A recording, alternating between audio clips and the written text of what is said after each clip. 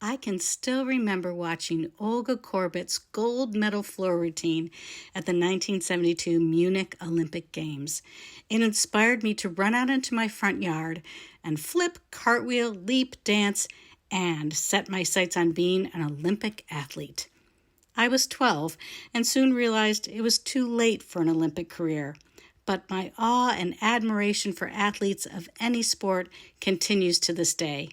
My guest today, Leslee Trzcinski, is a decorated world champion athlete. She's a yoga coach, sought-after speaker, and a badass woman I'm privileged to know. I'm excited to introduce you to her, so let's get started. Welcome to the Youthful Older Yogi podcast. I'm MJ Waddell, your yogi host and founder of Share Yoga. I've been practicing, teaching, and loving yoga for over 25 years. I'm an advocate of movement, creativity, and staying healthy in mind and body after 50. And so are my guests. It's never too late to start, and there's a lot of healthy years ahead. So let's start now. Hi, everybody. Thanks so much for tuning in to the Youthful Older Yogi. I have a great episode for you today and an outstanding guest, Leslee Trzcinski. I just want to talk a little bit about Leslee. She is the founder and creator of Tune Yoga. She's not your average yogi. She's a self-described yoga coach with a decorated athletic history. Her credentials are massive. We're going to get to that in a little bit. And her own practices help her unlock a lot of her athletic potential, how she coped with some injuries, and how to navigate life, basically, all of it, and all that is in symphony of life. So as yoga does for most all of us. And I met Leslee somewhere between 2010, 2015 when I was up in Rochester teaching yoga full time. And then we recently reconnected when I started this as a Zoom kind of meeting with other yogis, and it blossomed into this podcast. And Leslee was on the very first, and I'm so happy we reconnected. So let me introduce you to Leslee. Leslee, thank you so much for being here.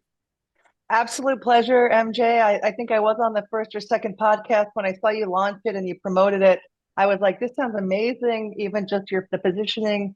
And then your early guests were great, some yoga teachers, but also I love how you have kind of a breadth and depth of the different topics, even interviewing your sister recently, who started yoga kind of later life. And so, I think, like you said, this was bringing out the creative side in you and the performer and kind of your brilliance, and you're reinventing yourself. I mean, that's maybe part of what we're going to talk about a little bit is this reinvention. It's never a greatest hit. It's never that we kind of stop being curious and interested and growing and being our best selves at any age. And so you're the perfect model of that. Well, as well, you are too. I know you recently just had entered into your 7th decade. So happy birthday. So you're into the 60s. I'm in my 60s. I want to start first with your list of credentials, which that could take the whole podcast, but basically in a nutshell, can you tell us about your athletic career and how decorated you are? And please don't be modest about it. Well, I will say I am a gifted athlete genetically. I mean, right? So I was born with just a natural ability to be an unbelievable athlete. But I kind of call it the three-legged stool. I had genetic capability, I had discipline, and then I had support. I had support from my family and my parents. Before I could drive, my mother would drive me to swim practice twice a day. I would go and swim for 2 hours in the morning before school. I'd go straight to school, eat my oatmeal, and then I would go straight to the pool afterward. So that's really important to have all three of those. And I even think about that now as I'm mentoring and helping athletes and yoga teachers, which is really the lion's share of my work now. So I literally kind of did it all. I was a really decorated soccer player. I was an equestrian, kind of a winning equestrian for a few years. I even helped to train baby thoroughbreds and break thoroughbreds in my town and growing up in Cincinnati, Ohio. But my big sport was swimming. I was a really decorated swimmer all through high school. I was state champion. I still hold records from the 70s and early 80s, which is insane. And that got me into cycling. I segued from swimming to triathlons, which got me into cycling. And I became a pro cyclist. And so that was really, I achieved the greatest accomplishments. I narrowly missed the Olympic team. I medaled in the world championships several times. I was an individual athlete, but also a team captain. I did some team cycling, something called team time trial, where you're riding a couple inches behind the person in front of you. You're a 4-woman team. We won medals in the world championships doing that. And really, I helped pioneer some things. I sat on the US Olympic Committee. I was invited to sit on two really, really prestigious committees that made like policy. That was in the 80s. And then I had a career ending injury. I shattered my collarbone, which created nerve damage in my shoulder. My brother was in medical school at the time in orthopedic surgery. And so I went to school on how to strengthen my shoulder. And that was kind of the end of one career, opened up my interest in anatomy and biomechanics. And I didn't find yoga until a little bit later, but yeah, so that's kind of my sports history. I'm still an athlete today, but just not at that level. So there's kind of an ebb and a flow and how all these things kind of happen in our lives. Yes. Well, it's quite a career, and I'll be really anxious when you write your book about all this because I think it warrants a book. And just being an athlete, some people, well, myself, I'll speak for myself. I think we're all athletes in some type of way, whether we are Absolutely. professional or we are a hobbyist on the weekends in some type of movement discipline, or, a new mother or a new father, or just anything that requires movement, new ways of moving. So I always think all of us are athletes inside waiting to blossom. Some of us get to do it, in a public arena. I think as a dancer, dancers are athletes, performing artists are athletes. They Oh, go oh out. my gosh. I think the greatest athletes of all. I think dancers are just number one. Yeah. So you said you started yoga later in life and you got interested in anatomy. Do you remember what it was like when you took your first yoga class? Life changing. I mean, I'll never forget. I always there's pictures of me even on the pool deck as a junior high and high schooler, always looking for capacity in my body. Stretching always came semi-naturally to me, and I was always exploring. I always had this really restless curiosity around biofeedback, but it wasn't until I quit bike racing. Even though when I was bike racing, there are pictures of me getting my teammates to put legs up the wall, or I would do like dancer pose to get into my quads or stretch, or but it wasn't until I was running some marathons after I was a pro cyclist that I was living in Boston, and a friend of mine, a teammate friend, took me to a yoga class, and my brain was blown because all the things that I had been seeking, and not just the physical side of it, the asana side, the stretching, but all of the other pieces of it, the mindfulness and these things that I had kind of been doing them on my own in a really, really amateur way. I was like, holy shit, this exists and this is a thing. Even when they talked about the yamas and niyamas and pratyahara and again, mindfulness, pranayama, the breath capacity. So I was so sold at that point, and that really kind of got me into the practice. And here Awesome. we are. Yeah, right. And do you think that yoga contributed to making you feel more athletic in your practice? So that's a great question. I mean, I think, there's no question that yoga makes us better athletes. It helps us to release tension in the muscles. It helps us to gain access to parts of the body. Actually helps us to feel stronger in ways that we never thought possible. There's no question that the yoga practice brings a sense of, again, like I've been using the word biofeedback. So there's no question that it gives us access to things that we just weren't familiar with. Like sometimes we don't know what we don't know. And I think that there's no question that it isn't just that yoga makes us feel more athletic, it actually makes us more athletic. And I like to say athletic and also active lifestyles. And you touched on this at the beginning of the podcast that, people used to say to me all the time, "Oh, I'd love to come to your class, or I'd love to work with you privately, but I'm not an athlete." And I mean, over 50%, and at one point, over 75% of my clientele was not athlete per se. Like I do work with elite athletes, I've worked with Olympic athletes, but I work with people who just want to maintain an active lifestyle. And so that's what's really, I think, critical. And so yoga brings this idea of corrective strategies, right? It helps us to correct or to bring this awareness to the body. So not only do we feel more athletic or we feel more in tune with our body, but it literally is making us have more access to the body for longer, right? We want things to be repeatable and we want them to be sustainable, right? And so that's what yoga gives us at all levels. I mean, whether you're trying to be a more active yogi or a more gentle yogi, it doesn't matter. I wanted to pop in to thank you for listening to the Youthful Older Yogi. It's season 2, and I'm so excited to bring you more great guests, education, and ways for you to stay youthful in mind and body after 50. If you love the show and want to help me make it even better, please consider becoming a supporter. You get to choose how much and how often you give, and there's no commitment. And remember, I donate a portion of every dollar I receive to charity. For 2024, I've chosen UNICEF. Just click the support button in the show notes. And just as helpful is sharing the show with other youthful older yogis. Thank you again so much for listening. And now let's get back to the podcast. I think the one word that you really hit upon is awareness. I think yoga brings awareness to your body, and some people we live in our bodies from the moment we take our first breath, and we take them many times just for granted. They do so much for us. I mean, without us ever asking. They breathe for us, they move for us, they think for us. So I think the awareness component of yoga, for me, brought more awareness and more appreciation to my body and all that it was doing. And then also the connection between the awareness of the body, it's mind-body connection.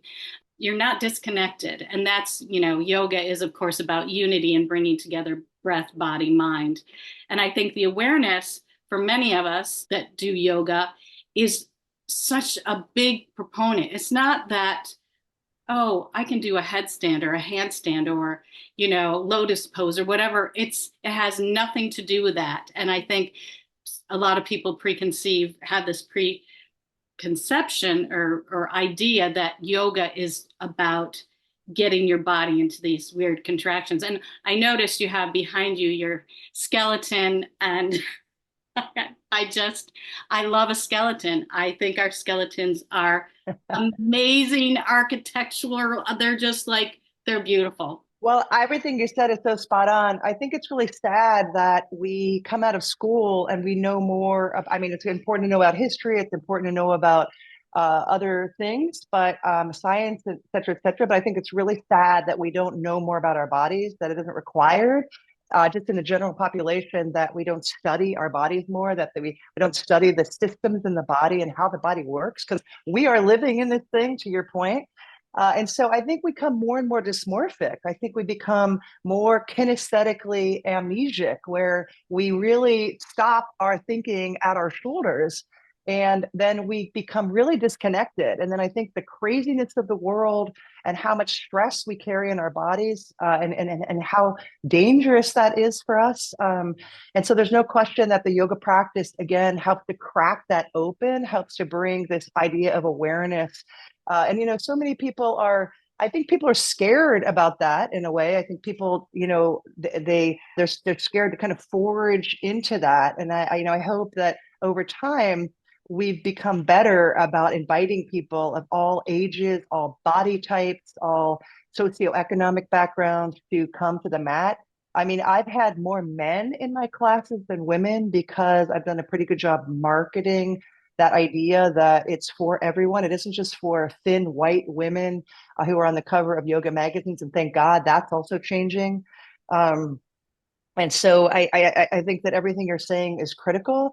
I'll just share one quick point around, when I work with athletes, that idea of awareness it's really about the present moment. It's really about what are you finding in your body at this time? And there's no comparison to other people. This is just your current state? What are your current objectives? What are your current interests in?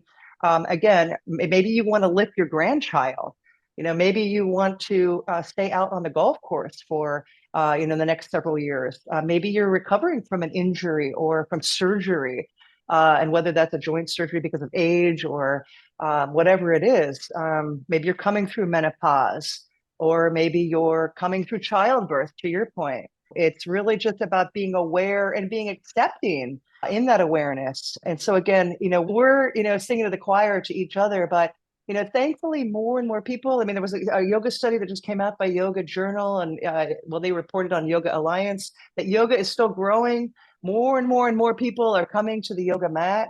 And so that's just phenomenal news for us, I you agree. know. I agree. It's also, and in the past 3 years since the pandemic, our nervous systems have just been on high alert, and that is leading to more dis-ease. And I really feel that people are looking for a way to deregulate and also for mental health. So, and the yoga mat is a beautiful place to come. So if you've never done yoga and you're listening to this podcast, yoga doesn't mean you're in a hot, sweaty room. You have to find the yoga that works for you. There's so many different types of yoga. There's gentle yoga, restorative yoga, yin yoga. The list goes on and on. You just have to find the right studio or teacher where you can find this and give it a try. And it's never too late to give it a try.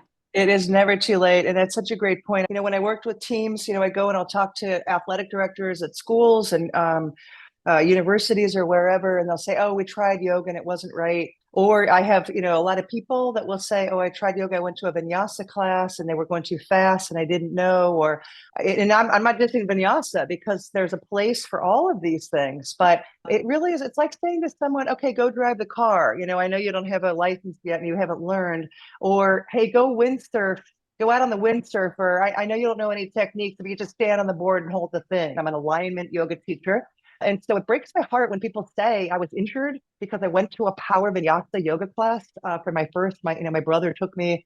I used to teach skiing actually, and I had so many people on the ski mountain that would say, "I'm trying skiing one more time." I was taken up the mountain and gone to a black diamond run or even a blue run for my very first time. I didn't know how to stop.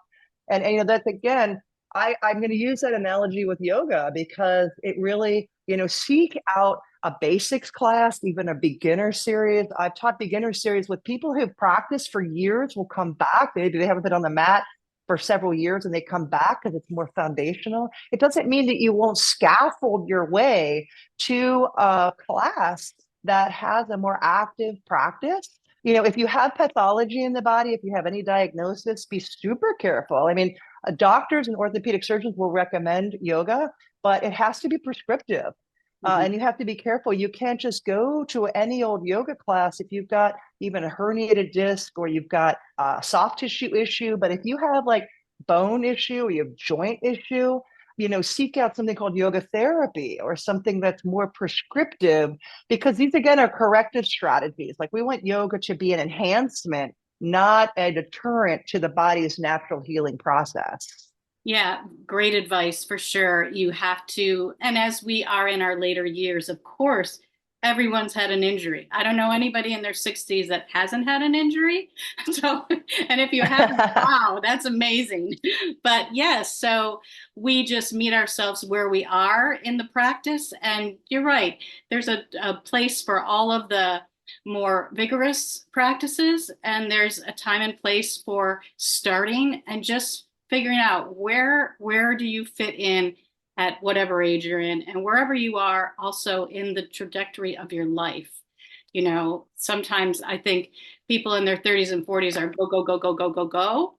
And that's all they know. And then they may go to a restorative class where you are supported and you're doing these beautiful supported poses with no effort. And it blows their mind because they think they have to be doing, doing, doing. And I'm so glad that you talked about this, Leslee. And, if you're also listening, Leslee and I teach privately, online, or in a group. So don't be hesitant to reach out to us. We want to make you feel good in your body. Well, let's go back to healing and how injuries are a part of life and they can really mess with your mental, outlook. I know it has for me. I've detached my hamstring. I couldn't do anything for over 6 months and it healed. But that those 6 months, I actually waited 8 months because I was so afraid of surgery. And then after looking back, now I'm just so grateful for it because now I have a better awareness and an understanding of my hamstring attachment, how to do my practice. And it's just amazing how the body wants to heal. The body wants to heal. So what can you share with our listeners about your incredible ability to heal and anything that your injury taught you? Yeah, great question. You know what? Even at the Olympic level or at professional level, they've done studies that when elite athletes get injured, and maybe not a career-ending injury, but they get injured, they're even pro baseball or football, and they're on the IL list, and they come back. Data shows that they come back stronger, not just physically, but mentally. And so that downtime, of course, they're learning about their bodies, they're working with a team. And again, don't just take these principles that we're talking about from an elite perspective. This is all people that walk the earth. This is when we have an injury, and I'm sorry to hear about your hamstring, and yet, now that it's behind you, you can look back and treat it as a gift. And that can be really hard to do when you're in the moment, when you have been sidelined, when you're a mobility person, you're used to being active. And again, I know we keep going back to the principles of yoga, but I've gone into hospital beds and worked with athletes who are injured or coming off of surgery, and we will do a pranayama, we will do breath work, or we will do a mindfulness practice. That's where yoga nidra comes in.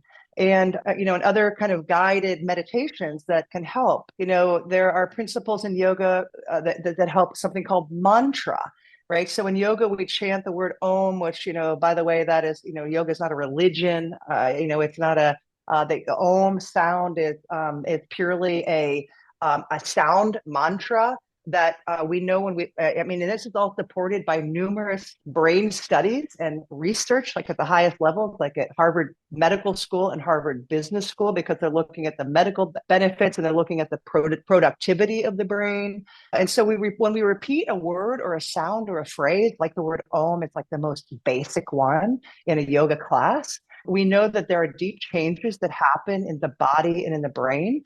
So again, that's where yoga brings back this ability to heal. When we teach people about the power of mantra, even just your breath, the breath is actually a spine mantra. So the more we breathe with intention, the more we breathe properly, instead of sipping the breath and being really shallow in the breath. So we do a lot of work with athletes where the mantra helps you to focus and, to block out, other distractions so that you can meet your goals. So yeah, so injury is tough. There's no question. You have to be patient. You have to have a plan. You kind of have to, you're not going to go from the bottom of the ladder up to the top rung of the ladder. So it teaches people how to follow a plan. To your point, MJ, you were kind of cleared at 6 months, but you waited for 8 months. So you were kind of really strategic and intentional about making sure that your body was healing. And so we come out better at the end. We come out better having been injured, but that can be a tough road for people. But the data is out there. Yeah, and I agree with you about mantra. And for people that aren't familiar with yoga, there's mantras in day-to-day life. You go to a football game, Oh, there's right. screaming a mantra. You go to your church or your temple, you are praying your Yes. mantras. You do a rosary, you're praying your mantra. Mantras are not these woo-woo things. Mantras are universal, and everyone has had one at one time in their life or possibly now. So and it's scientific. We're not just a bunch of yogis sitting around a campfire singing Kumbaya and waiting for this magic to happen. So thank you for sharing about your injury. And what would you tell anyone who feels like they're too old or they're too inflexible or they're too scared or they've had too many injuries? The excuses go on and on and on. What would you say to that person? Yeah, I mean, I have a really silly thing that I say, and I'll just repeat it here that, let's say somebody says, "Oh my gosh, I'm so hungry and I got to go eat something." And you say to them, "Oh no, don't eat. That's going to hurt you." Or what are you going to choose? Like, what would you eat? And that could be really bad for you. It's like, it's just insanity. And that's my new favorite word. It's insane. It's insanity that someone's going to say, "Oh, I'm not going to start doing yoga or even, stretching or movement because I'm not at the right age or I've had an injury." In fact, those are the times when you should be seeking out these modalities. I have a 24-year-old daughter. She did a yoga teacher training when she was a junior in high school, into her senior year. It was life changing for her as an 18, 19, 20-year-old making these huge life changes going into college. She tapped into the tools, not just physically, but emotionally, mentally, even spiritually. So literally this practice is a lifelong practice that, there's unbelievable data. You talked about the pandemic earlier, unbelievable data that people are talking about when they get school age children to focus on their breath now, they focus on their posture. And these are, like Trojan horse ways to get some of these principles into young kids. And of course, kids yoga is super fun and incredibly valuable all the way up until, literally our time of passing. And so it really is a modality that it's insane when people say to me, I'm too old to start, or I'm too injured, or I'm too busy. Like when people say, I'm too busy, it's like I call them yoga snacks. It's a 5 minute practice. I know. It's the excuse that everybody uses all the time. It's really overused. So stop saying it because really you can make time if you want to be healthy, you make the time. If you want to eat something, you're going to make the time to eat. So you're right. It's a snack. Perfect. Do you have a favorite resource or a favorite person you go to or a favorite book, or I'm sure it changes all the time, but right now, what type of a resource do you use when you have a question or a curiosity? That is such a loaded question. I mean, as a yoga teacher, of course, I have two huge bookshelves filled with books that I use. Of course, as an anatomy lecturer and as an anatomy teacher and an alignment coach, I can tend to go back to the body. I tend to look at research. So I go into PubMed all the time and other places. I'm a really big believer in anecdote or self and science combined. I think big quantitative studies are brilliant and important to look at. They have to be, there's a whole research literacy that you should know how to look at a research results, because one research study that might refute other, body of research. But then I also believe the individual could get lost in a big study. And so we also have to look back at bio-individuality. We have to look back at the self. We have to look back at anecdotes. So I look at a lot of research, of course, because I work with athletes and I have to defend what I'm doing many times with athletes, or again, naysayers, people that are like, "Oh, stretching's bad," or it's not good for my joints," or whatever the things that people say. I do still follow some of the pioneers, like Tom Myers. He wrote Anatomy Trains, and he was a pioneer in the fascial. But he now is bringing in a whole host of other people that are doing dissections and things. So again, I'm more on the anatomy side. I do go back to some of the greats like BKS Iyengar. That's my training is Iyengar yoga. I also follow someone named Lauren Fishman. He is a doctor in New York City who's written Yes, books about. osteoporosis, correct? Yes. Correct. I love that doctor. And because osteoporosis is a big thing for women who are aging, and they go, "Oh, my bones are, I can't possibly do anything weight bearing." And his whole study, yes, I've really delved into that study about between yoga and meds and yoga. Yeah, I mean, it's brilliant. I mean, yoga for arthritis, it's an absolute brilliant. And what's cool is when you have an MD who then is really entrenched in yoga. So it's really this blend of Western and Eastern. And again, he's backed by science. He's constantly doing research. And so that's a brilliant one. But what I will close this question by saying, MJ, is that the resource that I go to is my mat, and not by myself. What I really seek out, I have a restless curiosity in practicing with a whole range of people. And I will go to practices and classes of people that are just graduating from yoga teacher training to people that have been teaching for 20 or 30 years. There's always something new to learn. And if you get stuck with going to just one teacher, And not that that's a bad thing. I mean, I have my teachers and really my gurus, quote unquote, but I'm constantly seeking. And every time I travel, every time I'm in a new zip code, I go to a class because there's always something to hear or to learn. And you have to be open to that. You have to be open to learning. I always encourage my students, I will say to them, where are you practicing? Who have you been practicing with lately? And now that we have Zoom and we have these online learning capabilities, it's a silver lining coming out of the pandemic. We have access to people all over the world, Yes. right? Yeah, it's amazing. So you go, your resources on your mat. And I practice every day. And some days it's 5 minutes, some days it's an hour and 20 minutes. Some days it's Boom. vinyasa, some days it's restorative, some days. And that's where all of my information, all my resource comes from my own practice. And then I will go online, just like you said, or yesterday I just went to a yoga studio to pitch a few of my workshops, and we'll be going into that studio. They teach classes that are completely foreign to me. I'm not really sure what they are, but I'm going to go. So, and not be afraid of it. But I think you said exactly that. You just keep going and learning and be curious, and then you'll find who you connect with or who is able to access greater I guess, knowledge or movement, or you'll just click, I guess. Yeah. I would also propose that if you go to something and you have a visceral reaction against it, I mean, of course, if they're doing really dangerous or alignment is really off or something, but if there's something that's really viscerally reacting to, again, kind of what we teach is to sit with those reactions. And so, I like to, if I'm really having a reaction, I mean, not something dangerous, but if I will analyze and I may not go back to that practice, but I want to still learn something from that. And we kind of teach to not look away from what you're reacting to and really kind of go to school a little bit on where is the teachable moment there, where and what did you learn for yourself, right? So Yes, I agree. And that's what yoga is. It's really self-inquiry. It's learning yeah, about yourself. It's like you are watching the movie of you. That's what I always say. And there are yeah. parts of the movie that might be horrific. There are parts of the movie that might be romantic. There are parts of the movie that are boring. There are parts of the movie where are exciting. So that's, Right. and every day you're going to come to the mat. Who knows what the movie will be that day, you know? I love that analogy. I love it. Yeah, it's great. So I just have a couple more questions before we wrap up. What is your favorite pose at the moment?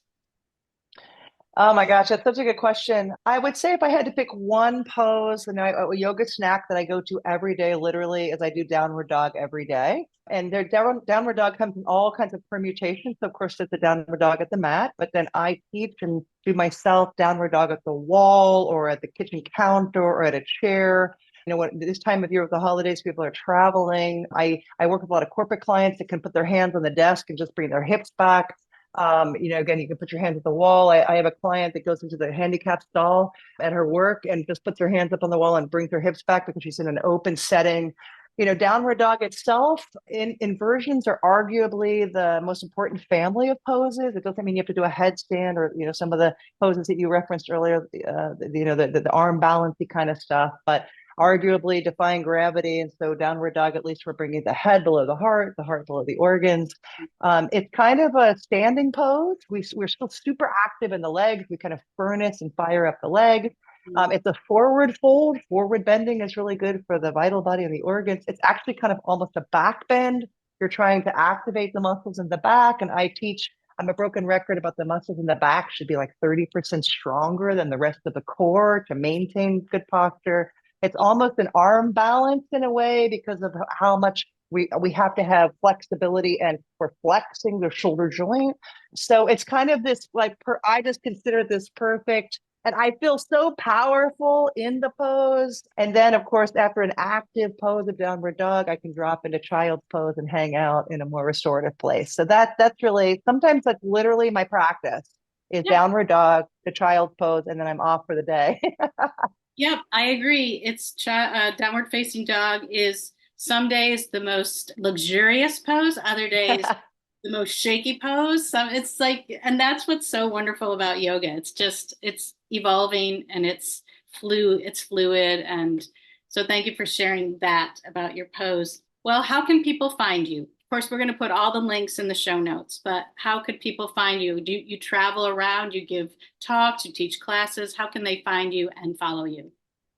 Yeah, I'm actually in the process of updating my website. I'm like really excited about that. I have a website, www.tuneyoga.com, Tune, like sing a song, make it sing, make your body sing, tuneyoga.com. I'm doing a lot of teacher trainings now. I'm really excited. I piloted a national program this year to 2023 that I'm really rolling nationally in 2024 online. I teach how to work with athletes to yoga teachers. So I have a yoga for athletes training. I do get a lot of athletes to come, but it's really designed for yoga teachers. I'm working with studios all over the country, which is really exciting. So I've got this online learning platform. So a lot of online, but some in person. I'm doing a 300-hour yoga teacher training here in Rochester with 3 other badass teachers. And that's going to be amazing. It's almost full. We only have a couple of slots left. So we're just thrilled with the interest. And so, yeah, tuneyoga.com, I'm launching a whole series of retreats, which is super fun. I'm doing that almost selfishly, just a retreat myself to some cool places. We're going to Cape Cod, and I'm looking at Girona, Spain, and Costa Rica, and Tucson, Arizona, and all these great places. So that's where you can find all my stuff. Fantastic. Leslie's links will be in the show notes.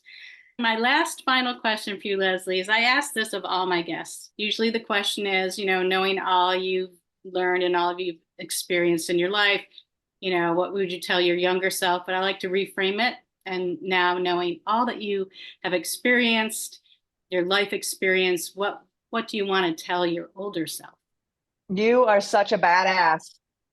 I'm so proud of you. Awesome. That's fantastic. Yes, that is wonderful. Yep. Just keep telling. Yes. Yes. All positive. And that's a mantra, ladies and gentlemen, right there. That's a really badass, strong mantra. So I want to thank you again, Leslee, for taking time to be on the Youthful Older Yogi. I'm just so honored, and I know you have a wealth of experience that you are sharing across the country and in Rochester and all over the world, which is so beneficial. So I really appreciate you, and I want to thank you again for being on the podcast.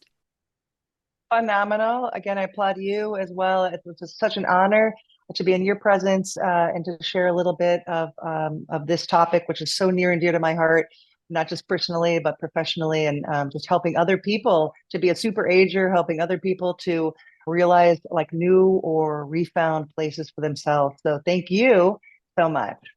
All right. Namaste, Leslee. Take care. Bye-bye. Take care. Thanks again. Thanks so much for listening. You can find me and subscribe for more youthful and healthy information on my website, shareyogawithmj.offeringtree.com. Or if you know how to navigate social media, find me on Facebook /Mary Jane Waddell. That's Jane with a Y, Jayne, and Instagram at Mary Jane Waddell. Remember, Jane with a Y. Now, this podcast would not be possible without my youthful older producer, editor, and creative friend, Andrea Canny. And you can find Andrea at Andrea Canny, that's CANNY.com. And of course, thanks to my generous guests who've shared their time and youthful wisdom. Remember, the Youthful Older Yogi podcast is presented solely for educational, inspirational, and entertainment purposes. It's not intended as a substitute for a physician or other qualified professionals.